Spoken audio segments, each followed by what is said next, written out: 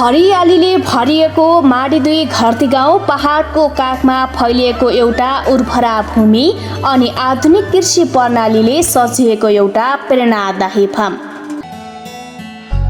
नमस्कार, आज हामी यस्ता प्रेरणादायी व्यक्तित्वसँग भेटिरहेका छौं जसले जनप्रतिनिधिको जिम्मेवारीसँगै कृषि क्षेत्रमा पनि उदाहरणीय सफलता हासिल गर्नुभएको छ। माडी गाउँपालिका वडा नम्बर 2 का वडा अध्यक्ष तथा सफल कृषक ललित घरती मगरज्यूले आधुनिक तरिकाले कृषि फार्म गर्दै आउनु भएको छ। अब भने लागौं कृषि फार्मतिर।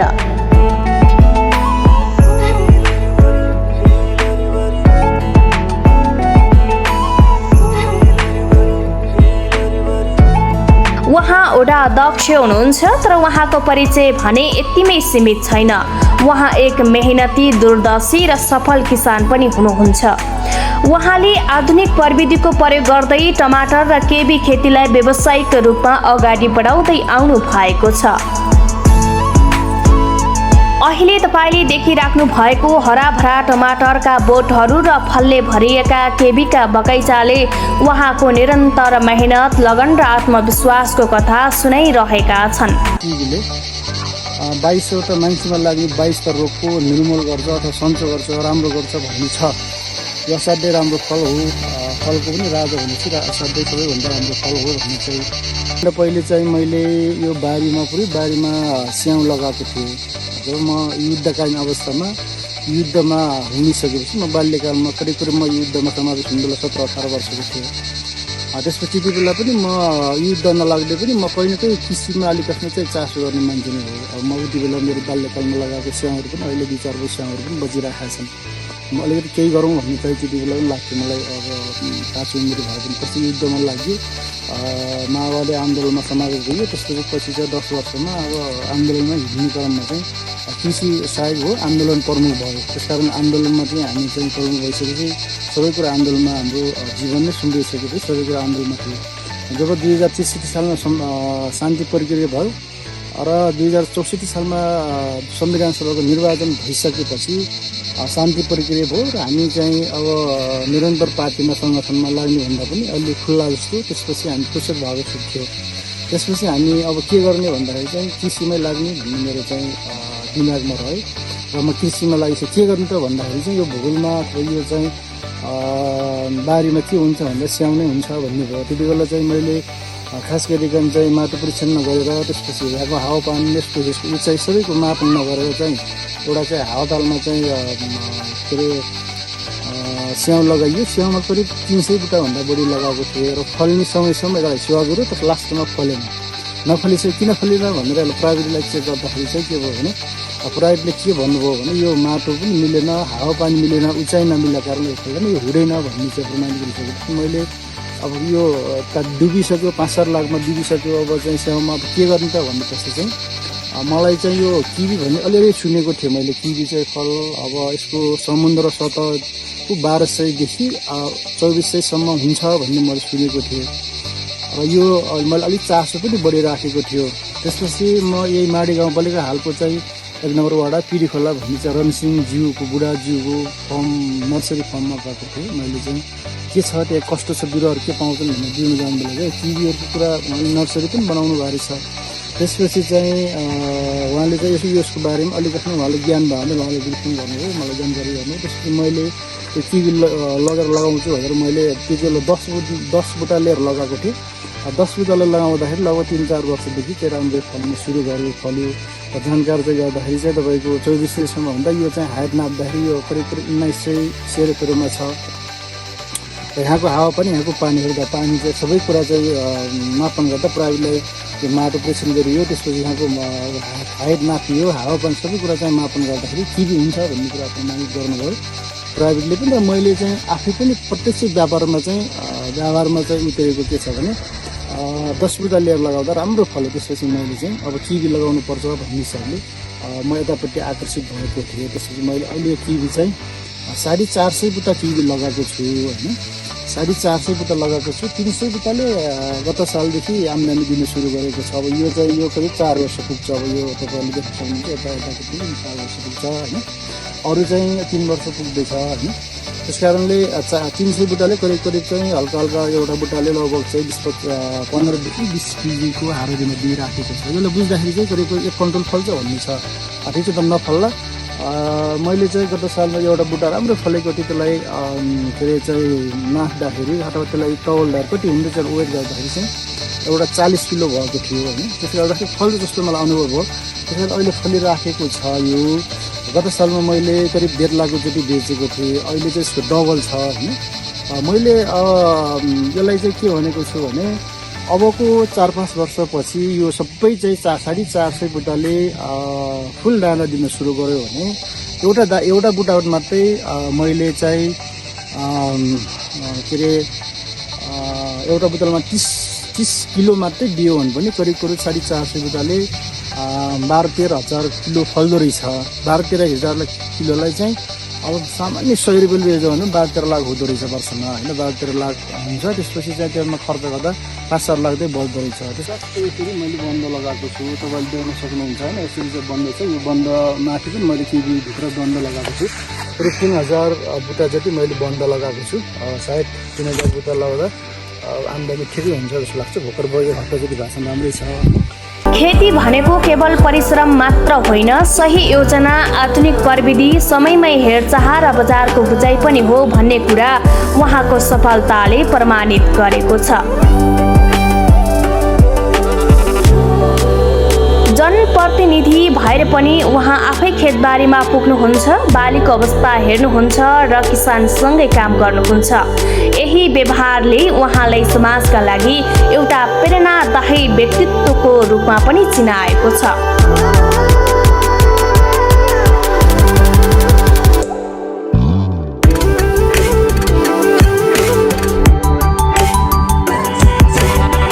आज धेरै युवाहरू रोजगारीको खोजीमा विदेश जाने सोच बनाइरहेका छन्। तर उहाँको जीवनले एउटा स्पष्ट सन्देश भने के दिन्छ भने यदि इच्छा, शक्ति, मेहनत र सही सोच छ भने आफ्नै गाउँघरमा पनि बसेर कृषि व्यवसायबाट सम्मानजनक आम्दानी गर्न सकिन्छ। कृषि केवल पेसा होइन, आत्मनिर्भर बन्ने एउटा बलियो आधार पनि हो। खास गरिकन चाहिँ यो अखबारे खोर्सानी यसको बजारीकरण चाहिँ राम्रो छ भन्ने छ। अब यसको अफ सिजन हुन्छ। अफ सिजनमा निकाल्न पाइयो भने यसको मूल्य अत्याधिक छ जस्तो। जेठ असार को वैशाखतिर निकाल्ने हो भने करिब 400-500-600 रुपियाँ किलो चाहिँ जान्छ भन्ने छ होइन।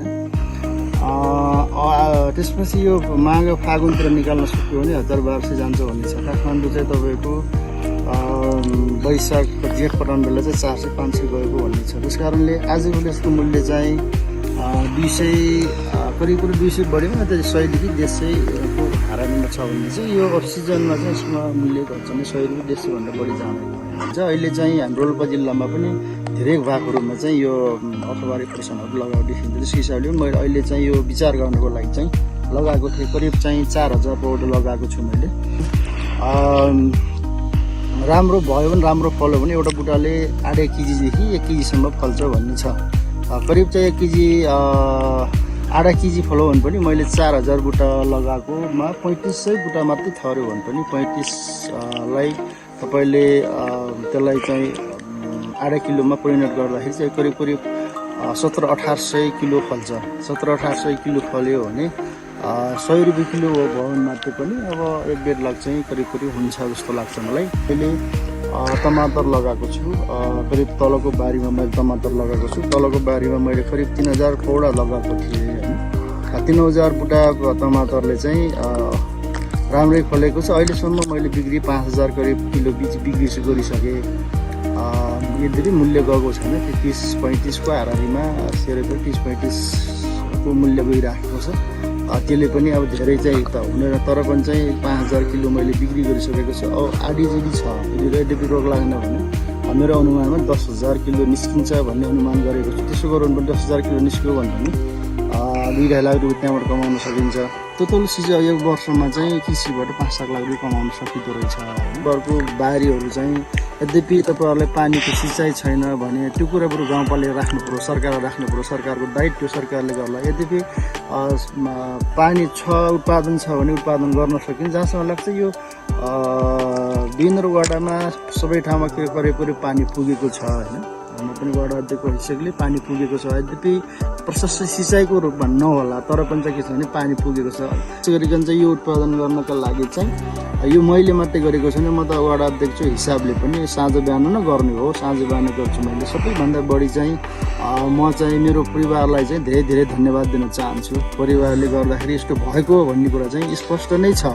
यदि परिवार चाहिँ सक्सेस छ, परिवार चाहिँ राम्रो छ र परिवार चाहिँ राम्रो गर्न गऱ्यो भने चाहिँ आफू सफल भइन्छ भन्ने छ नि त उदाहरण पनि। त्यस कारणले गर्दा यत्रो चाहिँ तपाईँ 4,000 बुट्टा चाहिँ मेरो खोर्सानी छ, त्यसपछि चाहिँ 3,000 बुट्टा टमाटर छ, अनि 3,000 बुट्टा मैले चाहिँ बन्दाकोपी लगाएको छु।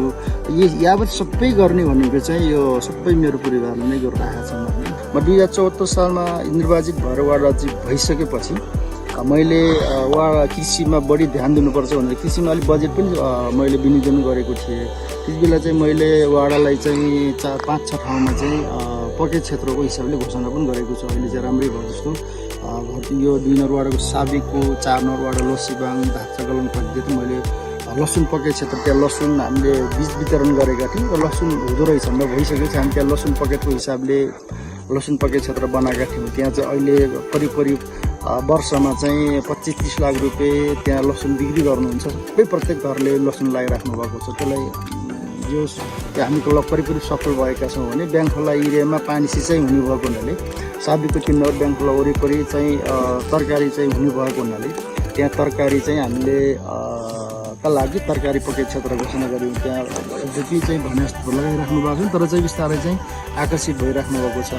अनि जस्तो तपाईँको यो धनबटतिर कागती डलर हुने, यता चाहिँ बारीबान साहित्य हुनेवाला त्यतापट्टि फलफुलको चाहिँ पकेट क्षेत्र घोषणा गरेको थिएँ। यस कारणले मैले त्यति बेला पनि चाहिँ कृषिमा बढी चाहिँ ध्यान दिनुपर्छ भन्ने हिसाबले त्यो गर्दा त्यति बेला चाहिँ यो कुनै पनि जस्तो अहिले मैले भनिहालेँ लसुन पकेट क्षेत्रमा त्यहाँ कसैले पनि लगाउनु थिएँ। त्यहाँ लसुन हुने त 1-2 घर लगाउनु लसुन राम्रो हुँदो रहेछ। त्यहाँ नलगाएन हामीले चाहिँ अनुदानको रूपमा दिएर हामीले चाहिँ लसुन अनुदान दियो। त्यसपछि लगातार सामग्री दिइसक्यौँ उहाँहरू सुरु गर्नु। अहिले चाहिँ तमाम सबै घरहरू आकर्षित भइराख्नु भएको। त्यसो कारणले मलाई चासो थियो कि म सबैलाई चाहिँ कृषिमा जोड्नुपर्छ, आत्मनिर्भर बनाउनुपर्छ भन्ने कुरा त मेरो मान्यता थियो सबै। त्यस कारणले अहिले पनि म आफै पनि जोड दिनुपर्छ, मैले पनि गर्नुपर्छ भनेको हुनाले चाहिँ मैले आफै पनि गरिरहेको छु। उहाँ भन्नुहुन्छ मेहनत गर्न कहिल्यै नहिचकिचाउनुहोस्, आधुनिक कृषि अपनाउनुहोस्, नयाँ कुरा सिक्दै जानुहोस् र आफ्नो गाउँमै अवसर खोज्नुहोस्। कृषि भनेको भविष्य हो। उहाँको यो सफल यात्राले हामी सबैलाई एउटा सन्देश के दिन्छ भने पद र जिम्मेवारी जति ठुलो भए पनि आफ्नै माटोसँगको सम्बन्ध कहिले टुट्नु हुँदैन। आफ्नै पसिनाले उत्पादन गरेको अन्न र फलफुलमा गर्व गर्नुपर्छ। अन्त्यमा सफल किसान बन्नका लागि ठुलो कुरा धन होइन, ठुलो कुरा सोच, निरन्तर मेहनत, धैर्यता र सिक्ने चाहना हो। आधुनिक कृषि प्रविधि अपनाऊ, उत्पादन बढाऊ, आत्मनिर्भर बनौँ र अरूका लागि पनि प्रेरणाको स्रोत बनौँ। आउनुहोस् कृषि पेसालाई सम्मान गरौँ, किसानको सम्मान गरौँ र समृद्धि गाउँ तथा समृद्धि नेपालको निर्माणमा सबै मिलेर योगदान दिउँ।